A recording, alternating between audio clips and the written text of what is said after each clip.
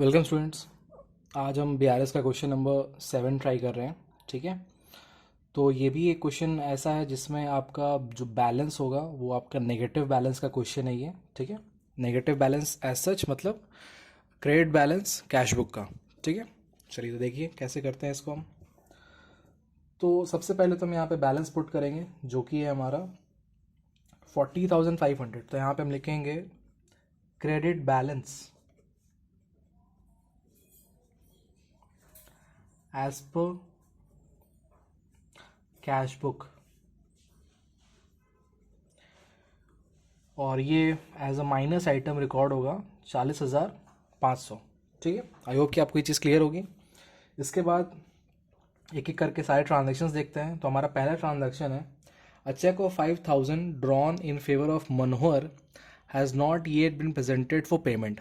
हमने क्या किया, एक चेक इशू किया है, ड्रॉ किया है, मनोहर कोई है हमारा, उसके फेवर में। ठीक है, बट ये चेक बैंक को प्रेजेंट नहीं हुआ है। तो होगा क्या कि जैसे ही आप चेक इशू करोगे आप अपना कैश बुक कम कर लोगे, बट पासबुक में एज सच कोई डिडक्शन नहीं है। तो पासबुक अभी भी आपका बढ़ा हुआ है। तो हम क्या करेंगे, अपने कैश बुक को भी हम बढ़ा लेंगे। हम लिखेंगे यहाँ पे cheque not presented for payment, और ये अमाउंट हमारा है 5,000। ठीक है, चलिए नेक्स्ट मूव करते हैं अगले क्वेश्चन की तरफ। तो अगला क्वेश्चन और ट्रांजैक्शन है हमारा अ post dated cheque for 900 has been debited in the bank column of the cash book but it could not have been presented in any case। ठीक है, सो ये पोस्ट डेटेड चेक क्या होता है? पोस्ट डेटेड चेक, जैसे मान लीजिए for example आज है क्या डेट है आज? आज है 7th ऑफ मार्च 2024। ठीक है, एंड एक चेक ड्रॉ हो let's say of for 17th of March future date पे। ठीक है, फ्यूचर डेट पे। तो ऐसे चेक्स को पोस्ट डेटेड चेक कहा जाता है। ठीक है, तो आई थिंक आपको ये पता होगा कि एक जो चेक होती है उसकी जो वैलिडिटी होती है वो 3 मंथ्स तक होती है। ठीक है, 3 मंथ्स वैलिड होता है चेक आपका।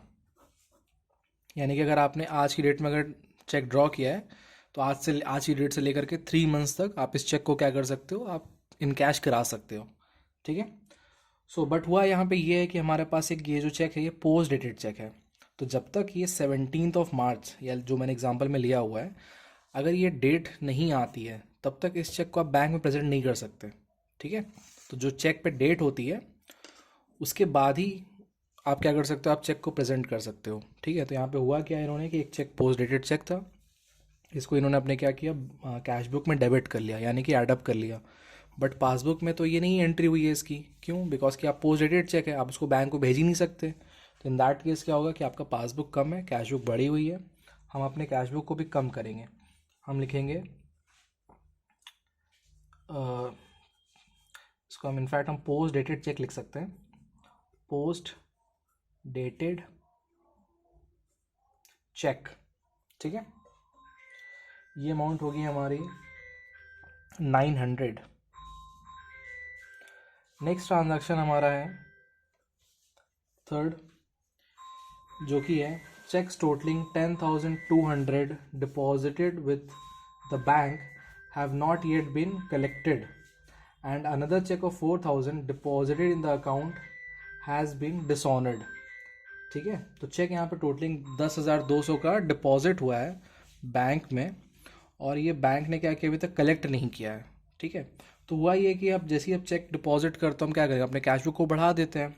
ठीक है, बट ये बैंक ने भी कलेक्ट ही नहीं किया, तो हमारा पासबुक क्या होगा, कंपैरेटिवली कम होगा। तो हम अपने कैश बुक को भी कम करेंगे। हम लिखेंगे चेक्स नॉट क्लियर्ड।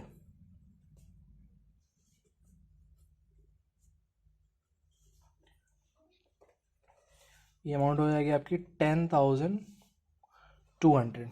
ठीक है, नेक्स्ट ट्रांजैक्शन इसी पॉइंट में हमारा number 4, which is another cheque for 4,000 deposit in the account has been dishonoured. यहाँ पे एक चेक जो है ये डिसऑनर हो गया है, ठीक है। तो डिसऑनर होने का मतलब क्या, पासबुक आपका अभी भी कम है, कैश बुक बढ़ी हुई है, अपने कैश बुक को हम फिर से कम कर लेंगे। हम लिखेंगे यहाँ पे चेक डिसऑनर्ड, ये अमाउंट है आपकी 4,000 रुपीज़, ठीक है। चलिए मूव करते हैं अपने लास्ट ट्रांजैक्शन की तरफ।